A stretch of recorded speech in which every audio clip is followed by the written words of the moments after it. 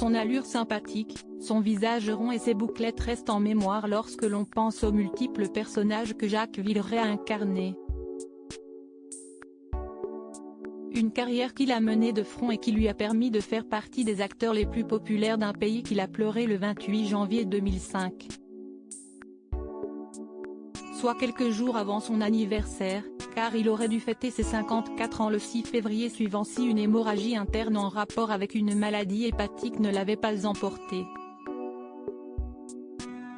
Quelques mois après sa disparition, son ex-femme Irina Tarasov a publié le livre Un jour tout ira bien, édition Flammarion, dans lequel elle revient sur son couple avec l'acteur. Un ouvrage qui a provoqué un tollé dans la famille de Jacques Villeray et sa sœur Ghislaine a souhaité remettre les pendules à l'heure. Irina Villeray s'est séparée de Jacques Villeray en 1998, soit après 2 décennies de vie commune durant lesquelles il a adopté son fils Alexandre. Après sa mort, elle a souhaité raconter sa vie avec cet artiste emblématique et l'a décrit comme un homme rongé par son passé, son père biologique ne l'a jamais reconnu, et par l'alcool. Sur le plateau de Thierry Ardisson en 2005, elle a affirmé qu'il lui avait dit qu'il n'était pas programmé pour vivre et que lorsqu'il buvait, il pouvait être très violent et avoir une double personnalité. Quelques semaines plus tard, la sœur du disparu a donné sa version des faits dans la même émission. Un frère sali outré de voir son frère ainsi sali à travers le livre d'Irina Villeray qui a également choqué ses parents. Ghislaine Villeray a présenté les choses sous un autre angle, si est-il présenté Jacques comme un monstre, ce qu'il n'était pas. Selon elle, il n'aurait jamais pu dire qu'il était programmé pour mourir, tant il avait des projets encore dans sa vie.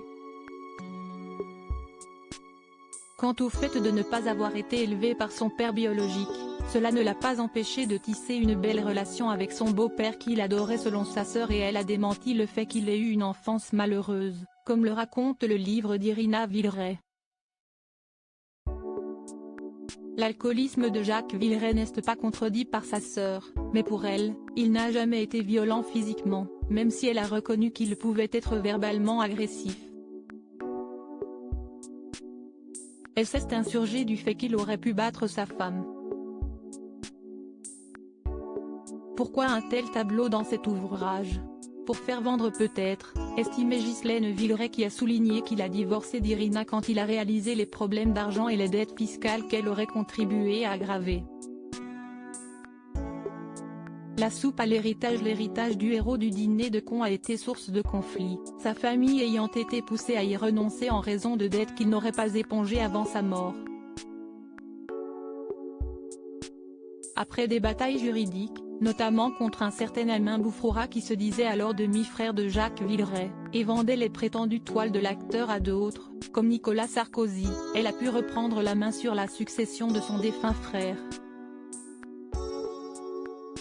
Sa dernière compagne, Séni, qu'il a rencontrée en 2002, n'a pas été mentionnée pour le testament.